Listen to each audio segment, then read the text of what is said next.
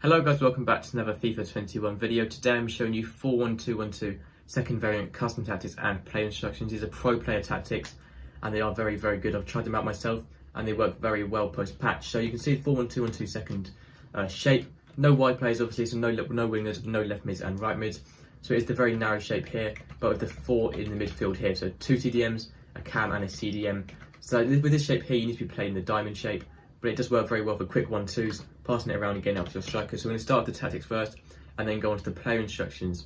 So the defensive style you want to stick with balanced, obviously is the most balanced to go with, so there's no reason to change that. Width, once again, match that with 5. The depth is on 7. 7 obviously gets that automatic offside trap, so anything from 7 and above gets that automatic offside trap. So sticking with 7 is what a lot of pro players do, and it does work best by far. So I'm going to show you some more analysis here. So you can see, very simple for now to rub this out. So you can see the 7 at the back, the 7 depth here and the 4 at the back here. So this is your defensive line, the blue is your defensive line, and the 2 strikers here is the opposition attackers. Whether it be 1 striker or 2 strikers, you obviously wouldn't know, but that just means they're going to be higher up the pitch. And normally when you're playing about 5 depth, they might be back here, but with 7 depth, they're obviously here, as you can see, meaning they're going to be making that automatic offside trap, which is just much harder for their attackers to make forward runs. The offensive style is on fast build up, definitely the best to go with.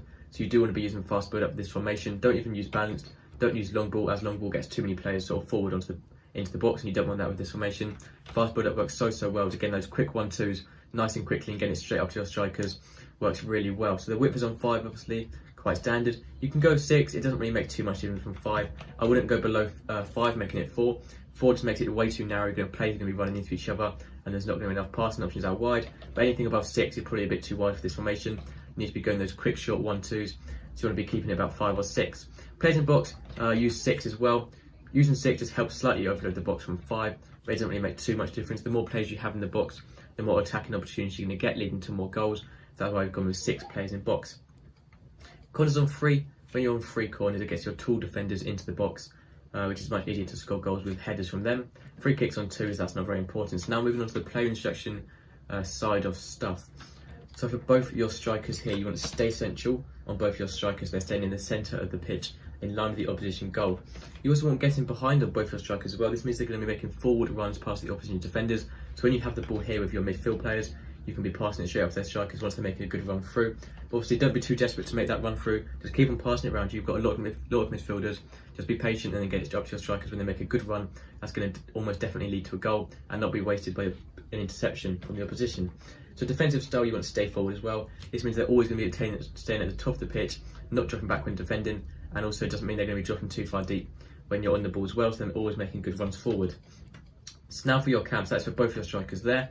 For your cam, you want to stay forward as well. This means they're always going to be staying in their cam position and not dropping back when defending, so they're sort of going to be helping out the strikers, just sitting behind the strikers. You also want to get into the box across to once again be overloading that box and making sure your cam is making runs into the box. For positioning freedom, obviously make sure you have that on default. Interceptions, once again, you can go default. With interceptions, obviously every single player does have the option for interceptions really. You can go with conservative, it doesn't really make too much difference, it just means they're going to be saving more energy. So if you feel like your players are draining energy very quickly, then you can go with that. But personally, I just leave that on default. For your 2 centre mids, so these are very important positions. These are sort of holding the team together, getting the ball straight up from the defence, straight up to the attack. So 2 centre mids, leave these completely default, don't change anything at all here. You need them to be as basic as possible, doing their job all around, and not make them sort of to set to one position. You can go cover centre if you want them to stay more central, but it's up to you. Personally, I just leave it on cover wings, leave the entire centre mids default here. So for your single CDM, so 1 CDM on his own, helping out the defence, sort of the last line of defence before the main 4 at the back.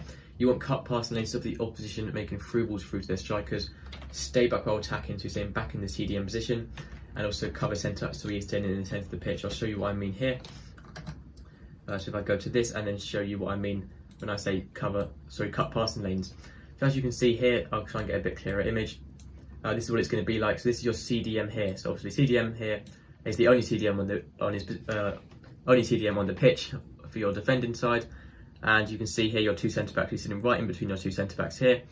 If you do use drop between defenders, he will drop down to here, which is too deep. You don't want that. You want to be stay back while attacking, so you stay in here, but not pushing up and going forward.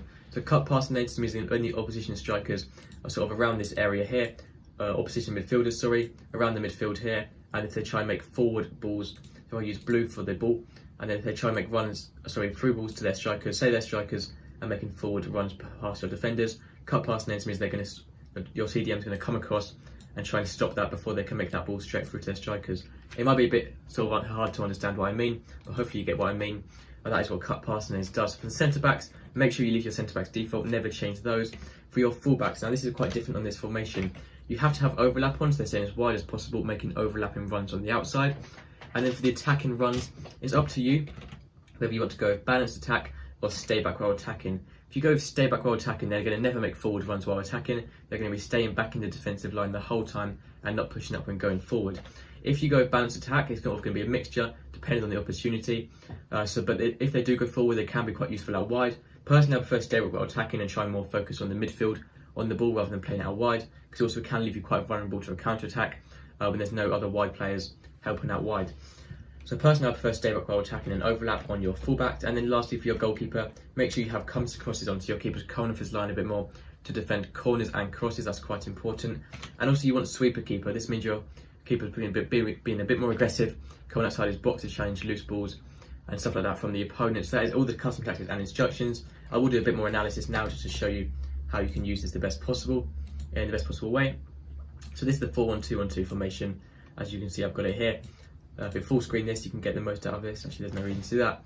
So obviously, very narrow formation. What you're going to be starting, say you're going to be starting the ball with your goalkeeper, getting it straight out of your centre backs. Obviously, you never want to keep the ball on any of your defenders, so your full backs or centre backs. You don't want to keep the ball there as long as possible, because it does mean that when you lose the ball there, you're most likely going to concede. So you can get the ball straight to your CDM. So once your CDM has the ball, I'll actually use red for the players, for like runs and stuff like that, and then I'll use blue for where you should be passing. So when your CDM is on the ball here, you can sort of just do diamond shape here. So you can see the diamond shape right here.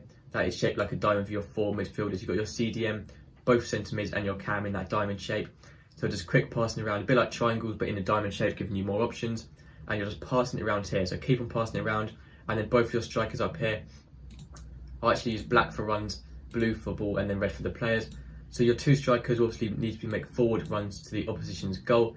But obviously their defensive, the opposition's defensive line will be sort of along here somewhere, and obviously you don't want your strikers just to run straight into them and then lose the ball when you try and make forward runs. So you need to keep on passing it around with your CDMs here, keep on passing it around in that diamond shape, just keeping on to possession. If you have to, maybe pass it back to your centre backs for a little bit, or even your full backs, and then get it straight back to the midfielders.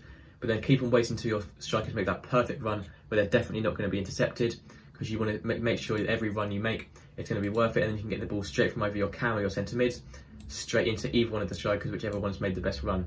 So keep on doing that triangles, get the ball to your cam. Once they've made a perfect run with your strikers, get the ball to either your left striker or right striker, depending on who made the good run there.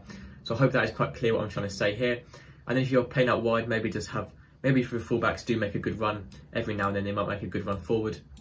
Then all you have to do is just pass the ball across, and then obviously just quite clear what I mean really. Your fullbacks making a good run up, they're going to be up top now, and then they can cross it in once they are at the top. But personally, try and sort of focus on the midfield area more than out wide. I'm getting it to the strikers. So hopefully you understand what I mean. It's a bit confusing, but I haven't really done this before, so I will get better at it for future videos. So that's going to be everything for this video for today. Thank you for watching. It really helps me out if you could subscribe. So thank you for watching. Make sure to subscribe, and I'll see you next time. Goodbye.